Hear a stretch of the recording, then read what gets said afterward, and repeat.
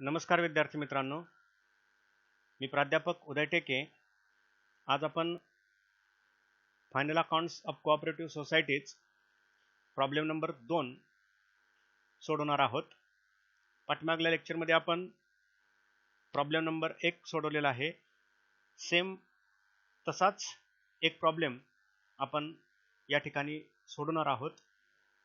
पहिल्या प्रॉब्लेममध्ये समजून घेत असताना काही अडचणी आलेल्या असतील तर या प्रॉब्लेममध्ये त्या अडचणी काळजीपूर्वक जर आपण हे सोल्युशन बघितलं, ऐकलं, तर त्या ज्या पहिल्या प्रॉब्लेममध्ये तुम्हाला समजण्यासाठी ज्या अडचणी आलेल्या होत्या त्यामध्ये दूर होऊ शकतात. त्यामुळे माझी विनंती आहे की हा प्रॉब्लेम आपण काळजीपूर्वक पाहावा व समजून घेण्याचा प्रयत्न करावा.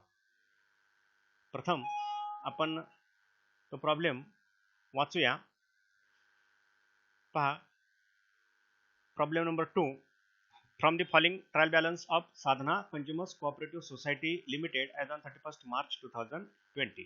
तर हा सुद्धा जो ट्रायल बॅलन्स आहे तो कंझ्युमर्स कोऑपरेटिव्ह सोसायटीचा आहे. साधना कंझ्युमर्स कोऑपरेटिव्ह सोसायटी आहे. पहिला प्रॉब्लेम सुद्धा आपण कंझ्युमर्स कोऑपरेटिव्ह सोसायटीचा सोडवलेला होता. हा सुद्धा आपण कंझ्युमर्स कोऑपरेटिव्ह सोसायटीचा प्रॉब्लेम सोडवत आहोत. 31 मार्च 2020 अखेरचा हा ट्रायल बॅलन्स आहे आणि आपल्याला profit and loss account trading account, profit and loss account आणि बॅलन्स शीट काय करायची आहे, तयार करावयाची आहे after considering the adjustments given there. So trial balance पहिल्यांदा आपण इथं समजून घेऊ थोडक्यात. पर्टिक्युलर्स आहे, अमाऊंट डेबिट क्रेडिट सेपरेट करून दिलेले आहे. शेअर कॅपिटल आहे, डिपॉझिट्स फ्रॉम मेंबर्स आहे, सेल्स आहे, परचेसेस रिटर्न आहे, सप्लायर्स आहे, इंटरेस्ट ऑन इन्व्हेस्टमेंट आहे, रिबेट रिसिव्ड आहे, कॉमन गुड फंड आहे, प्राइस फ्लक्च्युएशन फंड आहे, रिझर्व्ह फंड आहे, cash in hand, cash at bank, furniture, purchases, customers आहेत, carriage inward, sales return, rent, audit fees, sales tax, staff salary, printing and stationery, investment, stock in trade आणि interest paid असे काही मोजके item या उदाहरणामध्ये आहेत. जे पहिल्या उदाहरणामध्ये ॲटम नव्हते त्यातले काही ॲटम यामध्ये सुद्धा आपल्याला आलेले आहेत. त्यामुळं यामध्ये सुद्धा बऱ्याच आपल्या ज्या शंका आहेत, कमतरता ज्या आहेत आपल्या समजण्यामधल्या, त्या यामध्ये दूर होऊ शकतात. तर ॲडजस्टमेंटमध्ये पहा, क्लोजिंग स्टॉकचे ॲडजस्टमेंट आहे, डेप्रिसिएशनचे आहे, इथं इंटरेस्ट ॲक्रूड ऑन डिपॉझिट आहे plus interest accrued on investment आहे. त्यानंतर आउटस्टँडिंग सॅलरी आहे आणि आउटस्टँडिंग सेल्स टॅक्स आहे. तर अशा 5 ते 6 ॲडजस्टमेंट आहेत आणि याच्या आधारे आपल्याला काय करायचं आहे, trading account, profit and loss account आणि बॅलन्स शीट तयार करायचे. तर आपल्याला माहित आहे की ट्रेडिंग अकाउंटचा असा ऑथेंटिक स्टँडर्ड जो फॉर्मॅट आहे तो कोऑपरेटिव्ह सोसायटीसाठी नाही. ॲज युज्युअल जसं आपण आतापर्यंत ट्रेडिंग अकाउंट तयार केलेलं आहे तोच फॉर्म्युला, तेच मेथड, तेच नॉलेज इथं आपल्याला काय करायचं आहे, ट्रेडिंग अकाउंट तयार करत असताना, कोऑपरेटिव्ह सोसायटीचं ट्रेडिंग अकाउंट तयार करत असताना काय करायचं आहे, वापरावयाचं आहे. फक्त वेगळे पण कशामध्ये असणार आहे, जो फॉर्म एन आहे प्रॉफिट अँड लॉस अकाउंट आणि बॅलन्स शीट, ते आपल्याला यामध्ये काय करावं लागेल, तयार करावं लागेल. तर हा फॉर्म एन आहे. इथं आपण फॉर्म एन काय केलेला आहे, ब्लँक घेतलेला आहे. पहिलं उदाहरण सोडवत असताना आपण जो एन फॉर्मॅट आहे त्यामधले जे काय एक स्टँडर्ड आपल्याला या फॉर्मॅटमध्ये जे कंपोनंट दिलेले होते एक्सपेंडिचरचे, इन्कमचे, ते आपण डोळ्यासमोर ठेवून जे ॲटम ट्रायल बॅलन्समध्ये होते ते आपण ॲटम काय केलेले होते, पोस्ट केलेले होते. या ठिकाणी आपण तो ब्लँक फॉर्मॅट काय केलेला आहे, घेतलेला आहे. ज्या क्रमानं एक्सपेन्सेस येतील त्या क्रमानं आपण इथं त्या काय करू, प्रॉफिट अँड लॉस अकाउंटला ट्रान्सफर करू. थोडा क्रम मागपुढं होऊ शकतो, झाला तरी काय हरकत नाही. जर आपल्याला तो क्रम लक्षात राहत असेल तर त्या क्रमानं हे ॲटम पोस्ट करता येतात. जर क्रम लक्षात राहत नसेल तर एखादा ॲटम क्रम चुकला तरी सुद्धा काय होऊ शकेल, इथं चालू शकेल. पण जेवढे शक्य असेल तेवढं हा जो क्रम आहे, म्हणजे पहिला ॲटम इंटरेस्टचा, दुसरा ॲटम, तिसरा ॲटम, ज्या क्रमानं स्टँडर्ड फॉर्मॅटमध्ये ॲटम दिलेले आहेत त्या क्रमानं जर ॲटम घेता आले तर घेण्याचा या ठिकाणी काय करायचा, प्रयत्न करायचा. त्यासाठी जो स्टँडर्ड फॉर्मॅट आहे तो जर आपल्यासमोर असेल तर त्या स्टँडर्ड फॉर्मॅटनुसार आपण हे ॲटम काय करू शकतो, पोस्ट करू शकतो. त्यामुळे दुसऱ्या उदाहरणामध्ये आपण ब्लँक फॉर्मॅटद्वारे प्रॉफिट अँड लॉस अकाउंट काय करू, तयार करू. आणि हे जे बॅलन्स शीट आहे यामध्ये फक्त जे हेड्स आहेत, पहिल्या उदाहरणामध्ये पण मी तुम्हाला सांगितलेलं होतं की फक्त इथं हेड्स घ्यायचे, आतले जे ॲटम्स आहेत ते ॲटम्स घेण्याची काही गरज नाही. उदाहरण आपण ज्यावेळेस इथं सोडवायला सुरुवात करू तो ॲटम कोणत्या हेडमध्ये जातो त्या हेडमध्ये आपण तो काय करायचा ट्रान्सफर करायचा. त्यामुळे हे जे हेड्स आहेत ते मात्र क्रमानं त्याची जी ऑर्डर आहे क्रम जो आहे त्यानुसार तुम्हाला पाठ असले पाहिजेत आणि ते तुम्हाला बॅलन्स शीट तयार करत असताना काय करता यायला पाहिजे त्या क्रमानं मांडता यायला पाहिजे. तर पहिला आयटम लायबिलिटी साईडला शेअर कॅपिटल, दुसरा आयटम असतो reserve fund and other funds, तिसरा आयटम असतो स्टाफ प्रॉव्हिडंट फंड, चौथा असतो सेक्युर्ड लोन, पाचवा असतो अनसेक्युर्ड लोन, सहावा असतं डिपॉझिट, सातवा नंबरचा असतो करंट लायबिलिटीज अँड प्रोव्हिजन्स, 8 नंबरला असतं अनक्लेम्ड डिव्हिडंड, 9 नंबरला असतं interest due but not paid, 10th नंबरला 10 नंबरला असतं अदर लायबिलिटीज आणि 11 नंबरला असतो प्रॉफिट अँड लॉस अप्रोप्रिएशन. हा बा असेट साईडला पहिला आयटम असतो कॅश बॅलन्स, दुसरा आयटम असतो इन्व्हेस्टमेंटचा, तिसरा प्रॉव्हिडंट फंड, 4 नंबरला असतं लोन्स अँड ॲडव्हान्सेस, 5 नंबरला सनरी डेटर्स, 6 नंबरला करंट असेट्स, 7 नंबरला फिक्स असेट, 8 नंबरला मिसलेनियस एक्सपेन्सेस अँड लॉसेस, 9 नंबरला अदर आयटम्स, 10 नंबरला प्रॉफिट अँड लॉस अकाउंट आणि 11 नंबरला करंट लॉसेस. हे जे क्रमानुसार आयटम आहेत ते मात्र आपल्याला काय करता यायला पाहिजेत त्या क्रमानंच बॅलन्स शीट तयार करत असताना मांडता यायला पाहिजेत. हे थोडं प्रॅक्टिसनं पाठांतरानं काय होऊ शकतं जमू शकतं. ओके, हा झाला प्रॉफिट अँड लॉस अकाउंट, ही झाली बॅलन्स शीट आणि हे आहे आपलं trading account in the books of कोणती कोऑपरेटिव्ह सोसायटी आहे कंझ्युमर्स कोऑपरेटिव्ह सोसायटी. ठीक आहे, तर अशी ही जी प्रायमरी तयारी आहे प्राथमिक जी तयारी आहे ती तयारी करून घ्यायची आणि 1 बाय 1 ट्रायल बॅलन्स बघायचा, ॲडजस्टमेंट पाहायच्या आणि प्रत्यक्ष हे फॉर्म जे आहेत म्हणजे trading account, balance sheet, profit and loss account तयार करायला सुरुवात करायची. ठीक आहे, करू. पहिला आयटम आहे कोणता शेअर कॅपिटल. शेअर कॅपिटल आहे कुठं ट्रान्सफर झालं पाहिजे बॅलन्स शीटच्या लायबिलिटी साईडला हे 80,000 रुपये ट्रान्सफर झाले पाहिजेत शेअर कॅपिटल. ठीक आहे, 80,000 रुपये शेअर कॅपिटल आहे. ओके, ठीक आहे. आता याला ॲथोराइज कॅपिटल वगैरे आहे का पाहायचं, ॲडजस्टमेंटमध्ये कुठं दिलेलं आहे का नाही. ठीक आहे, 2 नंबरचा आयटम आहे डिपॉझिट्स फ्रॉम मेंबर्स. इथं क्रेडिट कोऑपरेटिव्ह सोसायटी आहे, सॉरी कंझ्युमर्स कोऑपरेटिव्ह सोसायटी आहे, तरी सुद्धा मेंबर्स करून इथं काही रक्कम डिपॉझिट म्हणून घेतलेली आहे, डिपॉझिट्स घेतलेले आहेत. क्रेडिट बॅलन्स असतो ही त्या कोऑपरेटिव्ह सोसायटीची लायबिलिटी आहे. हे 50,000 रुपये लायबिलिटी साईडला वर्ग करायचे. स्वतंत्र डिपॉझिट आयटम आहे पहा 6 नंबरला डिपॉझिट्स, त्यामध्ये डिपॉझिट्स फ्रॉम मेंबर्स किती आहेत हे डिपॉझिट मेंबर्स करून घेतलेले डिपॉझिट्स आहेत 50,000 रुपये. डिपॉझिट्स फ्रॉम मेंबर्स 50,000 रुपये. ठीक आहे, 2 नंबरचा आयटम झाला. 3 नंबरला आहेत सेल्स आहेत. नेहमी क्रेडिट बॅलन्स असतो आहे ट्रेडिंग अकाउंटला, हे सेल्स काय करायचे ट्रान्सफर करायचे. ओके, बाय सेल्स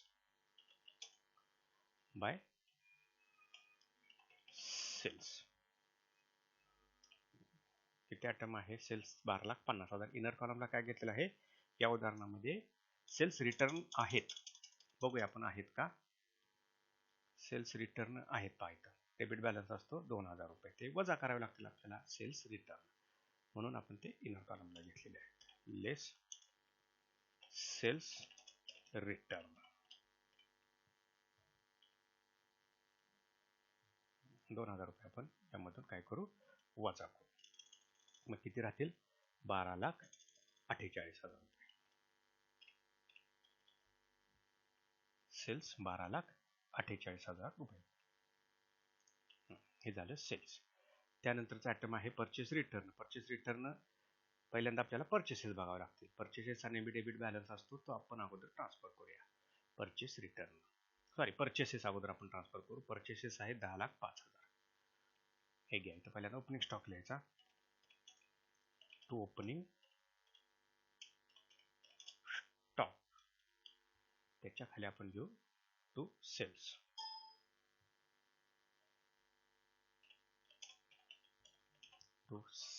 सेल्स नाही, टू परचेसेस.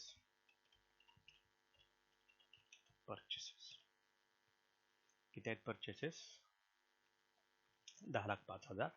त्यामधून आपल्याला जे रिटर्न्स आहेत ते वजा करावे लागतील. लेस रिटर्न्स. किती रुपयाच्या सेल्स रिटर्न्स आहेत, परचेस रिटर्न्स आहेत 5,000 रुपये.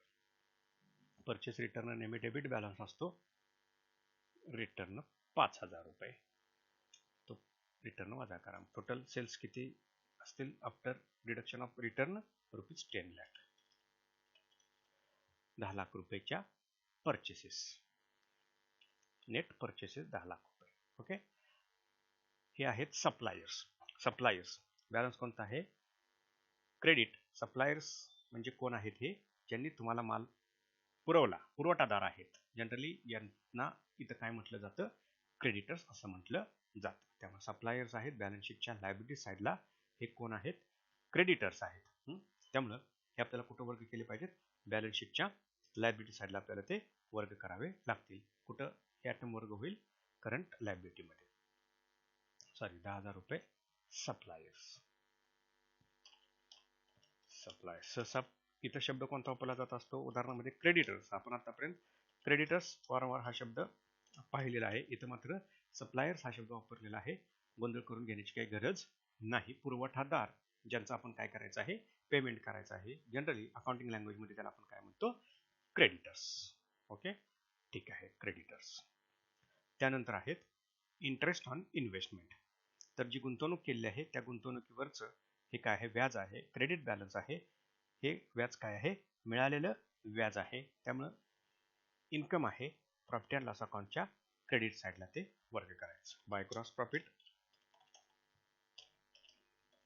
प्रॉफिट आणि त्याच्या खाली bye interest on investment. Bye interest on investment. Interest on investment काय असेल? Interest on investment ₹12,000. इनर कॉलमला काय घेतलेलं आहे आपण हे? तर या ठिकाणी काय आहे? ॲडजस्टमेंट आहे. ती ॲडजस्टमेंट आपल्याला काय करावं लागेल? इथं ॲडजस्ट करावे लागेल. म्हणून आपण ते काय केलेलं आहे? इनर कॉलमला घेतलेलं आहे. लगेच आपण काय करू? ॲडजस्टमेंट जी आहे ती ॲडजस्टमेंट सॉल्व्ह करू. ओके, ठीक आहे.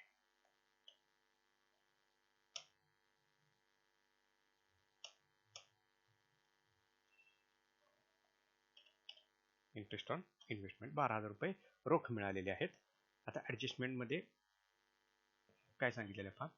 3 नंबरला पहा, इंटरेस्ट ॲक्रूड ऑन डिपॉझिट. हे डिपॉझिटवरचं आहे. इंटरेस्ट ॲक्रूड ऑन इन्व्हेस्टमेंट किती आहे? 6,000 रुपयाचं. म्हणजे याचा अर्थ काय? इन्व्हेस्टमेंटवरचं हे व्याज काय आहे? ड्यू झालेलं आहे, ॲक्रू झालेलं आहे, परंतु ते व्यवसाय संस्थेला मिळालेलं नाही. म्हणजे मिळायला पाहिजे होतं या गुंतवणुकीवरचं व्याज, परंतु ते अद्याप म्हणजे या वर्षी आपण आता फायनल अकाउंट तयार करायला आलो, परंतु ते संबंधित व्यवसाय संस्थेनं म्हणजे जिथं तुम्ही इन्व्हेस्टमेंट केलेली होती संबंधित त्या व्यवसाय संस्थेनं हे व्याज तुम्हाला दिलेलं नाही, परंतु ते या पिरियडशी संबंधित आहे. त्याला इथं काय म्हटलं जातं? ॲक्रू असं म्हटलं जातं. ठीक आहे. मग हा इन्कम असतो बट नॉट रिसिव्ड थोडक्यात. त्यामुळे तो इन्कम म्हणून आपल्याला काय करावं लागेल? दाखवावा लागेल. तो आपण काय करू? ॲड ॲक्रूड. जे ॲक्रूड आहे ते ॲक्रूड इंटरेस्ट किती आहे? ॲक्रूड इंटरेस्ट 6,000 रुपये. म्हणजे टोटल इंटरेस्ट ऑन इन्व्हेस्टमेंट किती असेल? 18,000 रुपये. ठीक आहे, हे झालं इंटरेस्ट ऑन इन्व्हेस्टमेंट. ठीक आहे. आता हे जे ॲक्रूड इंटरेस्ट आहे, ॲक्रूड इंटरेस्ट 6,000 रुपये, हे जे आपण इंटरेस्ट जमा केलेलं आहे, परंतु हे इंटरेस्ट आपल्याला मिळालेलं नाही. त्यामुळे हे अद्याप काय आहे? यायचं आहे. आणि कोणताही इन्कम जर आपण जमा करत असू, जमा केलेला असेल, तर तो इन्कम आता येणे म्हणून ड्यू आहे तो बॅलन्स शीटच्या असेट साईडला काय करायचा? ट्रान्सफर करायचा. त्यामुळे बॅलन्स शीटच्या असेट साईडला तो कुठं ट्रान्सफर होईल? अदर आयटम्समध्ये तो इंटरेस्टचा भाग काय करायचा? ट्रान्सफर करायचा. Accrued interest on investment. Accrued interest on investment. Accrued interest on investment. ठीक आहे, ही झाली इंटरेस्ट ॲक्रूडची ॲडजस्टमेंट. आता पहा पुढचा आयटम कोणता आहे? Rebate received. रिबेट म्हणजे काय? सूट आहे. किती रिबेट मिळालेला आहे? 3,000 रुपयाचा. हा त्या कोऑपरेटिव्ह सोसायटीचा काय असतो? इन्कम असतो. त्यामुळे रिबेट रिसिव्ड. रिबेट रिसिव्ड 3,000 रुपये. बल्क परचेसेस ही संस्था करत असते. रोख जर पेमेंट दिलेला असेल तर ओव्हर अँड अबाव डिस्काउंटवर सुद्धा काही वेळेला एक्स्ट्रा सूट दिली जात असते.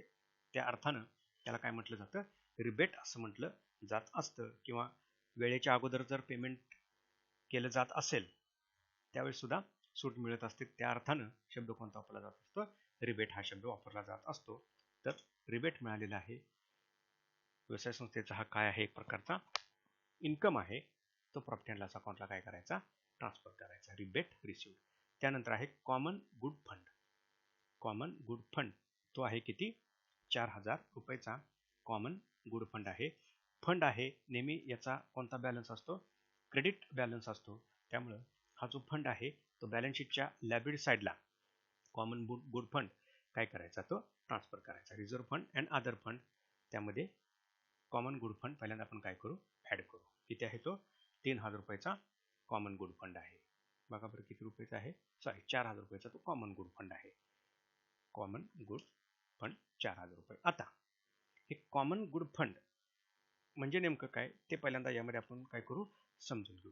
तर जनरली काय आहे की cooperative societies are permitted to set aside a sum not exceeding 20% of their net profits towards common good fund and to utilize it for charitable or public purposes. थोडक्यात याचा अर्थ काय आहे की कॉमन गुड या अर्थात शब्दाचा अर्थ काय, एक चांगला. सर्वसाधारणपणे कोणत्या अर्थानं हा फंड विचारात घ्यायचा आहे की ज्या चॅरिटेबल ॲक्टिव्हिटीज आहेत या चॅरिटेबल पर्पजेससाठी, चॅरिटेबल ॲक्टिव्हिटीसाठी कोऑपरेटिव्ह सोसायटीज आपल्या नफ्याच्या 20% रक्कम काय करू शकतात, तिथं खर्च करू शकतात. म्हणजे जे काय सामाजिक कामं आहेत, एज्युकेशन आहे किंवा गरिबांना मदत आहे, मेडिकल रिलीफ आहे, याच्यावर कोऑपरेटिव्ह सोसायटीज काय करू शकतात, 20% रक्कम, नफ्याच्या 20% रक्कम खर्च करू शकतात. मग त्यासाठी म्हणून जो निधी तयार केला जातो त्याला काय म्हटलं जातं, कॉमन गुड फंड असं म्हटलं जातं. त्यामुळं कॉमन गुड फंड नेहमी क्रेडिट बॅलन्स असतो. बॅलन्स शीटच्या लायबिलिटी साईडला reserve fund and other funds या हेड अंतर्गत तो कॉमन गुड फंड काय करायचा, ट्रान्सफर करायचा. ओके, ठीक आहे. त्यानंतर आहे प्राइस फ्लक्च्युएशन फंड. तो किती आहे, 8,000 रुपयाचा प्राइस फ्लक्च्युएशन फंड. निधी आहे, क्रेडिट बॅलन्स असतो, बॅलन्स शीटच्या लायबिलिटी साईडला ट्रान्सफर करायचा. प्राइस फ्लक्च्युएशन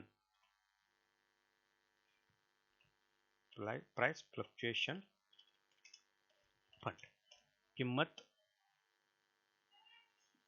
बदलता निधी किंवा किंमत अस्थिर निधी. म्हणजे इथं ग्राहकांना किमतीमध्ये जो बदल होत असतो त्यापासून संरक्षण देण्यासाठी हा निधी काय केलेला असतो, तयार केलेला असतो. म्हणजे किंमत जर वाढत असेल तर या निधीमधून ती वाढलेली किंमत कव्हर करून इथं काय केली जाते, किंमत म्हणजे प्राइस काय केली जाते, स्टेबल मेंटेन ठेवण्यासाठी हा निधी तयार केलेला असतो. त्यामुळे रिझर्व्ह फंड अँड अदर फंडमध्ये हा प्राइस फ्लक्च्युएशन फंड काय करायचा, ट्रान्सफर करायचा. नेक्स्ट आहे रिझर्व्ह फंड. पुन्हा नेहमीप्रमाणे रिझर्व्ह फंड हा नफ्यामधून तयार केला जात असतो. बॅलन्स शीटच्या लायबिलिटी साईडला तो रिझर्व्ह फंड काय करायचा, वर्ग करायचा. 1 नंबरला रिझर्व्ह फंड 20,000 रुपयाचा तो रिझर्व्ह फंड आहे. 20,000 रुपयाचा रिझर्व्ह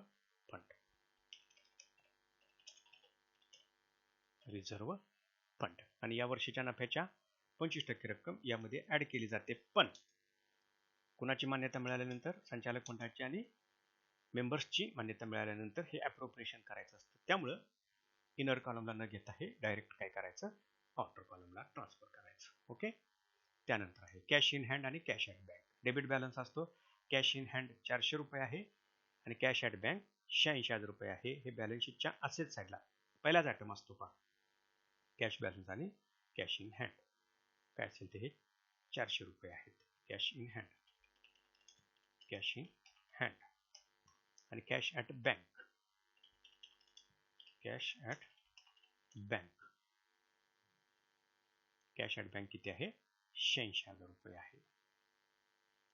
बॅलन्स शीटच्या असेट साईडला हे दोन्ही आयटम काय करायचे, ट्रान्सफर करायचे. ओके, त्यानंतर काय आहे, फर्निचर आहे. फिक्स असेट आहे. बॅलन्स शीटच्या असेट साईडला हे फर्निचर ट्रान्सफर करायचं. फक्त ट्रान्सफर करत असताना डेप्रिसिएशन आहे का ते पाहायचं. तर इथे डेप्रिसिएशन आहे पहा 2 नंबरला, चार्ज 10% डेप्रिसिएशन ऑन फर्निचर. ठीक आहे. फर्निचर अगोदर आपण याची जी ट्रायल बॅलन्स व्हॅल्यू आहे, बुक व्हॅल्यू आहे ते आपण ट्रान्सफर करू. फर्निचर इनर कॉलमलाच घेऊ. फिक्स असेट फर्निचर आहे. लेस डेप्रिसिएशन.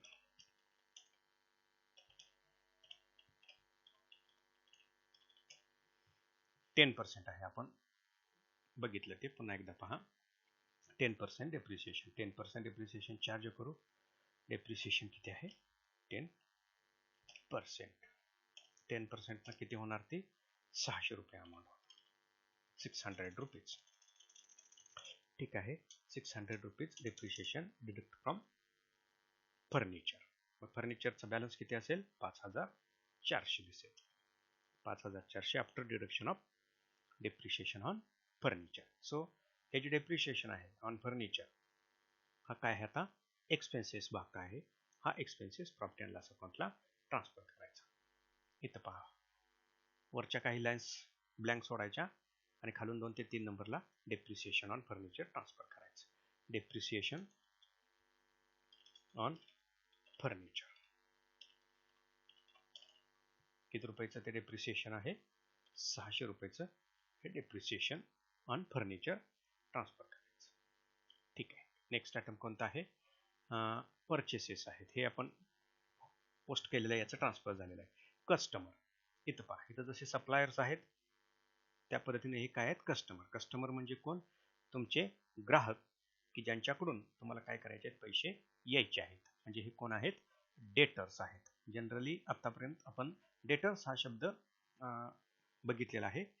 सहसा कस्टमर हा शब्द येत नाही, परंतु या उदाहरणामध्ये कस्टमर हा शब्द आलेला आहे. कस्टमर म्हणजे गोंधळ करून घ्यायची काही गरज नाही.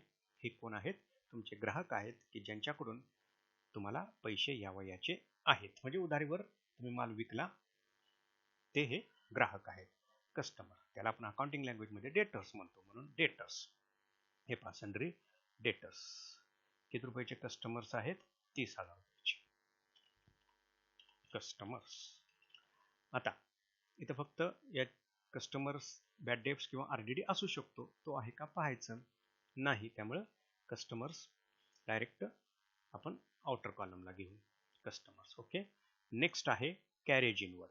कॅरेज इनवर्ड कुठं ट्रान्सफर होत असतं? ट्रेडिंग अकाउंटला कॅरेज इनवर्ड ट्रान्सफर होत असतं. To carriage inward.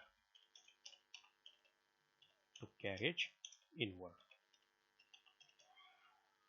किती आहे? कॅरेज इनवर्ड 5000 रुपये कॅरेज इनवर्ड आहे. ते ट्रान्सफर करून टाकायचं डेबिट कॉलमला, ट्रेडिंग अकाउंटच्या डेबिट साईडला. त्यानंतर आहे सेल्स रिटर्न. हे आपण सेल्स रिटर्नची ट्रीटमेंट दाखवलेली आहे. त्यानंतर पुढचा आयटम कोणता आहे? रेंट आहे. रेंट प्रॉफिट अँड लॉस अकाउंटला काय करायचं? ते ट्रान्सफर करायचं. रेंट 10,000. ॲडजस्टमेंट आहे का पहा बरं? आउटस्टँडिंग रेंट वगैरे नाही. त्यामुळे रेंट प्रॉफिट अँड लॉस अकाउंटला ट्रान्सफर करायचं. तर रेंट येतं या लोकेशनला, या लेवलला रेंट असतं. रेंट ॲडजस्टमेंट नाही. रेंट 10,000. ओके. त्यानंतर आहे ऑडिट फी. ऑडिट फी सुद्धा प्रॉफिट अँड लॉस अकाउंटला आपण काय करतो? ट्रान्सफर करतो. आउटस्टँडिंग आहे का बघायचं. कोणताही एक्सपेंडिचर असू दे, आउटस्टँडिंग आहे का पाहणं गरजेचं आहे. ऑडिट फी आहे 2000 रुपये. या प्रॉफिट अँड लॉस अकाउंटच्या डेबिटला. रेंटच्या आपण खाली घेऊ. ऑडिट फी 2000 रुपये. ऑडिट फी 2000 रुपये ऑडिट फी. त्यानंतर आहे सेल्स टॅक्स. सेल्स टॅक्स आहे हा प्रॉफिट अँड लॉस अकाउंटला काय करायचा? ट्रान्सफर करायचा. सेल्स टॅक्स डेप्रिसिएशनच्या खाली घेऊ आपण. सेल्स टॅक्स किती आहे? सेल्स टॅक्स 3000 रुपये आहे. आणि ॲडजस्टमेंट पण आहे सेल्स टॅक्सला. तर ती ॲडजस्टमेंट आपण काय करू? क्लिअर करू इथंच. पहा, आउटस्टँडिंग सेल्स टॅक्स किती आहे? ₹1000. म्हणजे याचा अर्थ काय? सेल्स टॅक्स आहे 1000 रुपयाचा, परंतु तो पेड केलेला नाही. करंट इयरशी संबंधित हा एक्सपेन्सेस आहे, परंतु तो पेड केलेला नाही. एक्सपेन्सेस म्हणून ज्यावेळेस आपण प्रॉफिट कॅल्क्युलेट करतो, सगळे एक्सपेन्सेस इथं त्या वर्षीचे काय करायचे असतात? कन्सिडर करायचे असतात. ते पेड केलेले असो, अगर पेड केलेले नसो, त्या तत्वाप्रमाणे हा एक्सपेन्सेस आपण काय करू, काउंट करू. प्रॉफिट अँड लॉस अकाउंटला जो ऑलरेडी पेड झालेला आहे त्यामध्ये हे ऍड करायचं. Add outstanding. आउटस्टँडिंग किती आहे? आउटस्टँडिंग 1000 रुपये. म्हणजे टोटल सेल्स टॅक्स किती आहे? 4000 रुपये. त्यापैकी 3000 रुपये दिलेला आहे, 1000 रुपये पेड करावयाचा आहे. मग हा जो आउटस्टँडिंग सेल्स टॅक्स आहे तो आपल्याला बॅलन्स शीटच्या लायबिलिटी साईडला काय करावं लागेल? ट्रान्सफर करावा लागेल. त्यासाठी स्वतंत्र हेड आहे पहा, करंट लायबिलिटीज अँड प्रोव्हिजन्स. त्यानंतर आहे अनक्लेम डिव्हिडंड इंटरेस्ट. हा इथं अदर लायबिलिटीमध्ये हा आयटम काय करायचा? ट्रान्सफर करायचा. अदर लायबिलिटीजमध्ये सगळे आउटस्टँडिंग. तर outstanding sales tax, outstanding sales tax 1000 rupees. ठीक आहे, 1000 rupees outstanding sales tax transfer to other liabilities. Then next item कोणता आहे? Staff salary. सॅलरी आहे प्रॉफिट अँड लॉस अकाउंटला ट्रान्सफर करायची, फक्त आउटस्टँडिंग आहे का पाहायचं तर आहे 3000 रुपये. त्यामुळे अगोदर सॅलरी जी पेड झालेली आहे म्हणजे जी ट्रायल बॅलन्सला आहे ती पोस्ट करू आपण. सॅलरी साधारणपणे इथं सॅलरी असते. टू सॅलरी जी ॲक्च्युअली पेड झालेली आहे ट्रायल बॅलन्समधली ती अगोदर घ्यायची आणि त्यामध्ये जी आउटस्टँडिंग आहे ते ॲड करायची. Add outstanding.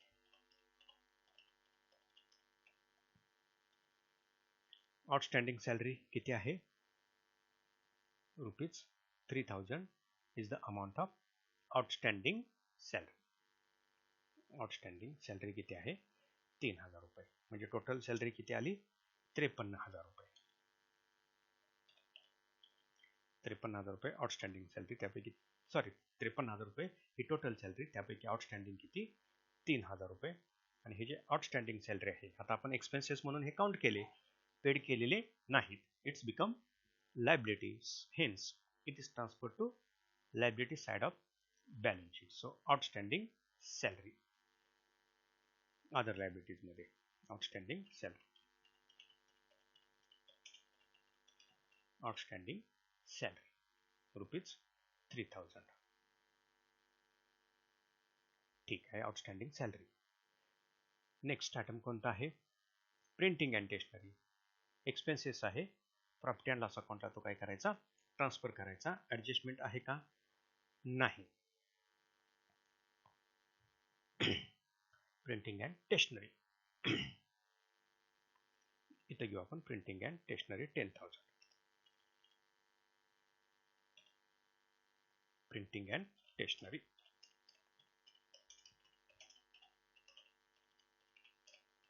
Printing and stationery 10000. Okay. Next item कोणता आहे? इन्व्हेस्टमेंट आहे. सिंपल आहे, डेबिट बॅलन्स असतो, गुंतवणूक केलेली आहे. बॅलन्स शीटच्या असेट साईडला ही इन्व्हेस्टमेंट काय करायची? वर्ग करायची सेपरेट. त्यासाठी काय आहे? हेड आहे इन्व्हेस्टमेंटचं ₹2 lakh. Investment ₹2 lakh. Next item आहे स्टॉक इन ट्रेड.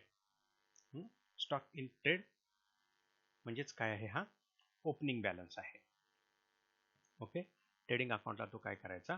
ट्रान्सफर करायचा. 30000 हा काय आहे? Stock in trade, that is opening balance. त्यानंतर आहे इंटरेस्ट पेड. पेड केलेला आहे इंटरेस्ट इथं पेड कशावर केलेला असेल? इथं या कोऑपरेटिव्ह सोसायटीनं डिपॉझिट ॲक्सेप्ट केलेले आहेत. या डिपॉझिटवर हे काय केलेलं आहे? इंटरेस्ट पेड केलेलं आहे. ओके. किती रुपयाचं ते इंटरेस्ट पेड केलेलं आहे? 2700 रुपयाचं. आणि आउटस्टँडिंग इंटरेस्ट आहे का? आहे पहा, 1500 रुपयाचं आउटस्टँडिंग इंटरेस्ट आहे. मग जे इंटरेस्ट पेड केलेलं आहे त्या अगोदर आपण प्रॉफिट अँड लॉस अकाउंटला ट्रान्सफर करू. इथं घेऊ आपण इंटरेस्ट पेड. एक नंबरला असतं सहसा इंटरेस्ट पेड. किती पेड केलेलं आहे इंटरेस्ट ते अगोदर आपण इथं काय करू? मांडूया. Interest paid 2700. आणि यामध्ये ॲड आहे, ॲडजस्टमेंटमध्ये आपल्याला दिलेलं आहे त्यांनी. आउटस्टँडिंग आहे म्हणजे ते पेड झालेलं नाही आहे का? इंटरेस्ट ॲक्रूड ऑन डिपॉझिट्स म्हणजे डिपॉझिटवर हे इंटरेस्ट ॲक्र्यू आहे. ॲक्र्यू याचा अर्थ काय? ते ड्यू आहे ते पेड करायला पाहिजे, परंतु त्याचं पेमेंट झालेलं नाही, म्हणजे तो त्या वर्षाशी संबंधित, म्हणजे हे जे अकाउंटिंग इयर आहे, फायनान्शियल इयर आहे, त्या वर्षाशी संबंधित हे एक्सपेंडिचर आहे, परंतु ते पेड झालेलं नाही. It is called as interest accrued 1500. ते आपण यामध्ये काय करायचं, ॲड करायचं. Add interest accrued. किती रुपयाचं ॲक्रू आहे इंटरेस्ट? 1500. सो टोटल इंटरेस्ट किती असेल? 0 0 हे 0 0 6 5 11 1 आणि हे 2 1 3 1 4, म्हणजे 4100 हे टोटल इंटरेस्ट आहे. त्यापैकी ॲक्रूड किती आहे? 1500. आता हे जे ॲक्रूड इंटरेस्ट आहे हे आपण as expenses profit and loss अकाउंटला ट्रान्सफर केलेलं आहे, परंतु त्याचं पेमेंट झालेलं नाही. ते बॅलन्स शीटच्या लायबिलिटी साईडला कुठं ट्रान्सफर करायचं? अदर लायबिलिटीजमध्ये ते ट्रान्सफर करायचं. त्यामुळे इथं आपण ते इंटरेस्ट काय करू?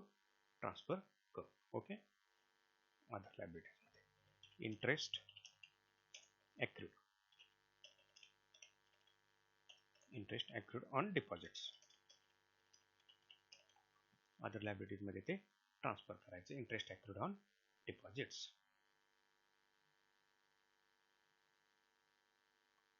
Interest accrued on deposits.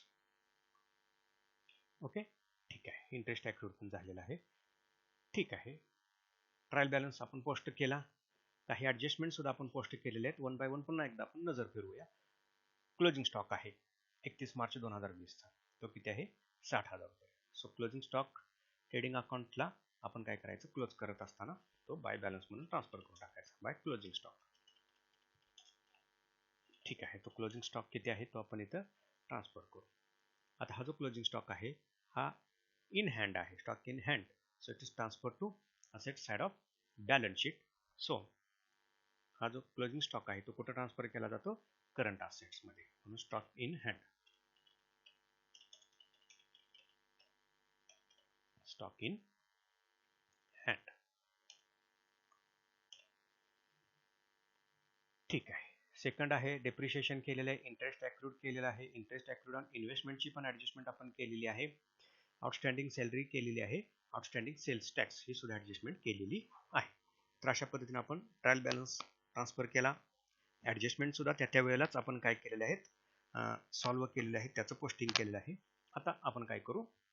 Balancing करू. म्हणजे पहिल्यांदा आपण ग्रॉस प्रॉफिट कॅल्क्युलेट करू. होतोय का आधी पाहू. जर क्रेडिट टोटल जास्त आली तर ग्रॉस प्रॉफिट, डेबिट टोटल जास्त आली तर ग्रॉस लॉस. परंतु सहसा ग्रॉस प्रॉफिट होत असतो 12,48,000 या सेल्स आहेत. 12,48,000 सेल्स. क्लोजिंग स्टॉक आहे 60,000 रुपयाचा. टोटल क्रेडिट साईड 13,08,000 रुपये हे क्रेडिट साईड झाली. 13,08,000. ओके, 13,08,000 रुपये क्रेडिट साईड. आता यामधून हे डेबिट वजा करू. डेबिट टोटल करू शकतो आपण 10,00,000, 10,30,000, 10,35,000 हे वजा करायचे. वजा 10,35,000. तर ग्रॉस प्रॉफिट किती आला? 2,73,000. 2,73,000 हा काय आहे? Gross profit.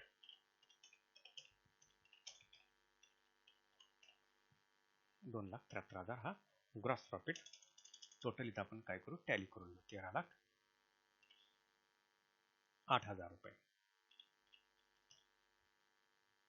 Total of trading account. Okay, next हा जो ग्रॉस प्रॉफिट आहे तो ग्रॉस प्रॉफिट 2,73,000 रुपये आपण काय करू? प्रॉफिट अँड लॉस अकाउंटला ट्रान्सफर करू. हे पहा, ग्रॉस प्रॉफिट 2,73,000. ओके, आता हा इन्कम क्रेडिट साईड टोटल करायची, हा एक्सपेंडिचर डेबिट साईड टोटल करायची. जो डिफरन्स असेल तो काय असेल? नेट प्रॉफिट असेल. तो आपण काय करू? नेट प्रॉफिट कॅल्क्युलेट करू. ओके, ठीक आहे. आपण क्रेडिट साईडची टोटल करू अगोदर. हे 2,73,000 ग्रॉस प्रॉफिट प्लस 18,000 इंटरेस्ट आहे प्लस 3,000 रिबेट आहे मिळालेला. टोटल किती? 2,94,000. 2,94,000 ही टोटल आहे क्रेडिटची. म्हणजे इन्कम. आता डेबिटची टोटल यामधून वजा करायची. आपण काय करू, टोटल करू सरळ डेबिटची. 4100 प्लस 53,000 हे प्लस 10 10 20 सण 22 22 आणि 4 26 26,600. टोटल किती आली 83,700. एक्सपेन्सेसची टोटल किती आली 83,700. वजा करू आपण ह्या क्रेडिट मधून 2,94,000 हे क्रेडिट टोटल आहे. किती आले 2,10,300. हे काय आहे नेट प्रॉफिट आहे 2,10,300. हा काय आहे नेट प्रॉफिट आहे 2,10,300 टू नेट प्रॉफिट काय असेल तो नेट प्रॉफिट. आणि हा जो नेट प्रॉफिट आहे करंट इयरचा नेट प्रॉफिट तो ट्रान्सफर करायचा बॅलन्स शीटच्या लायबिलिटी साईडला. कुठे ट्रान्सफर करायचा इथं प्रॉफिट अँड लॉस ॲप्रोप्रिएशन सेक्शनला हा नेट प्रॉफिट काय करायचा ट्रान्सफर करायचा.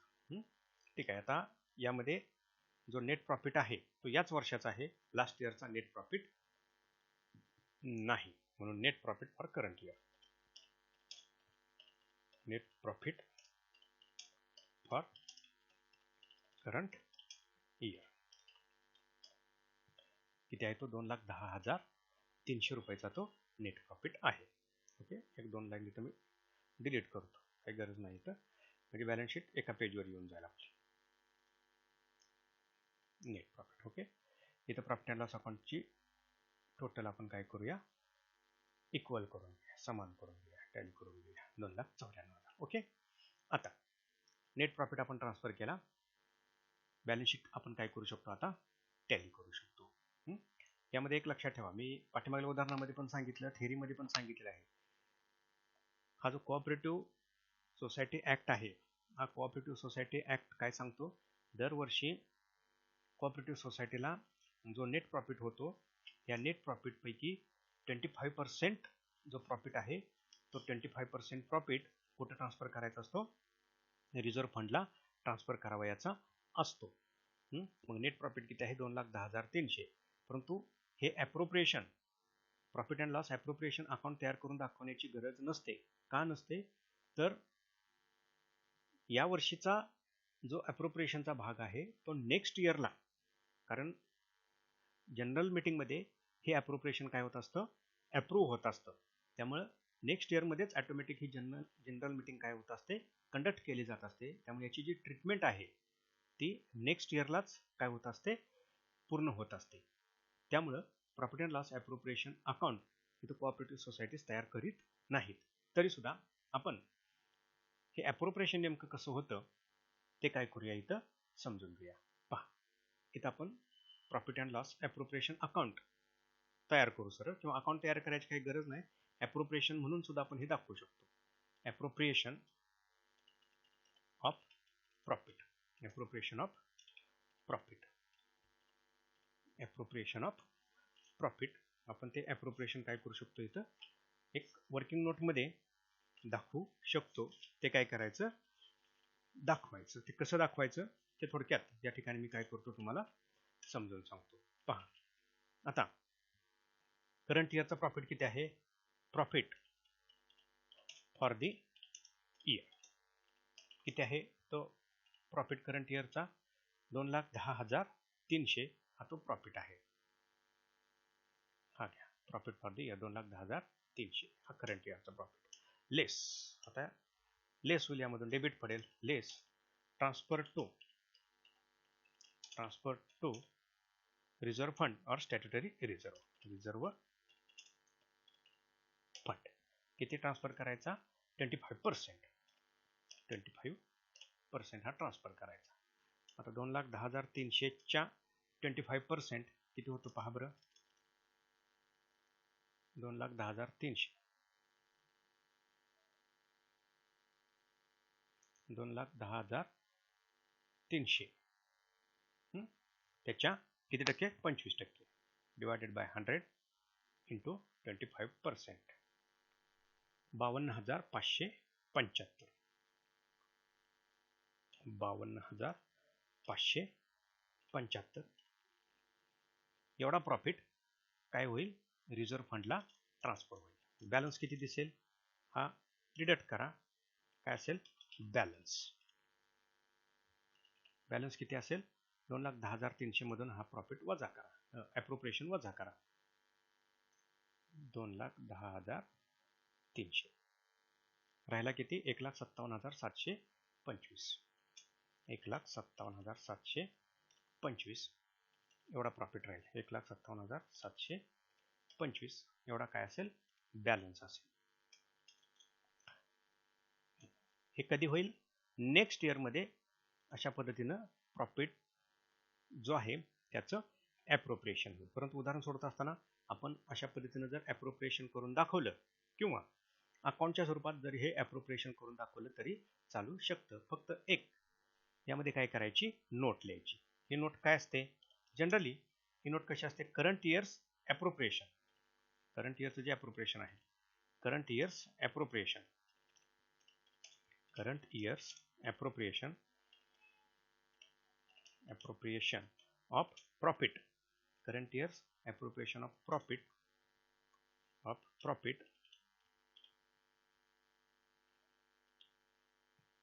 can't be adjusted, can't be adjusted in the final account, in the final account, as they are required, to sanction, required to be sanctioned,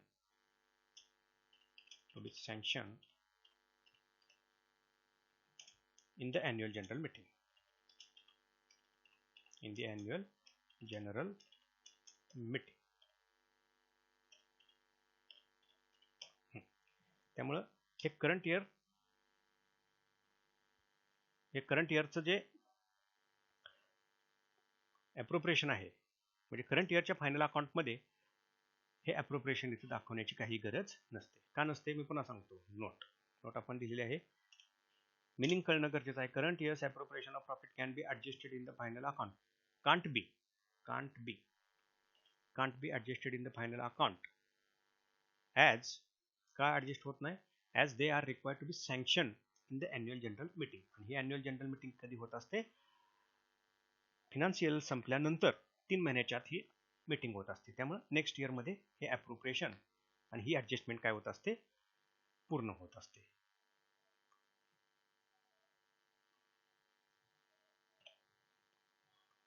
तर आता आपण काय करू, मग बॅलन्स शीट टॅली करू. ओके, हे पहा, 1 बाय 1 आयटम ॲड करत जाऊ आपण, म्हणजे चुकणार नाही. 400 plus 86,000 plus 2 lakh plus 30,000 plus 60,000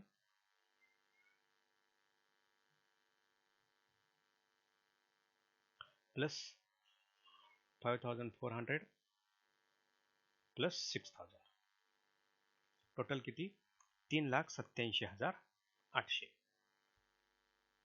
3,87,800 balance शीटची asset side total. इथं पण आपण टोटल मांडून घेऊ, फक्त टॅली होते का पाहू. 3,87,800. ठीक आहे, कन्फर्म करू. 80,000, 80,000, then 20,000, then 4,000, then 8,000, then 50,000, then 10,000, then 1,000, then 3,000, then 1,500, then 2,10,300.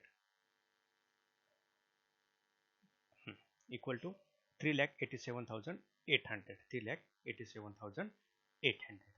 अशा पद्धतीनं ही बॅलन्स शीट आपली काय झालेली आहे, टॅली झालेली आहे. पाठीमागल्या उदाहरणामध्ये ज्या गोष्टी तुम्हाला समजलेल्या नसतील, आय थिंक या उदाहरणामध्ये काही गोष्टी तुमच्या काय झाल्या असतील, क्लिअर झालेल्या असतील.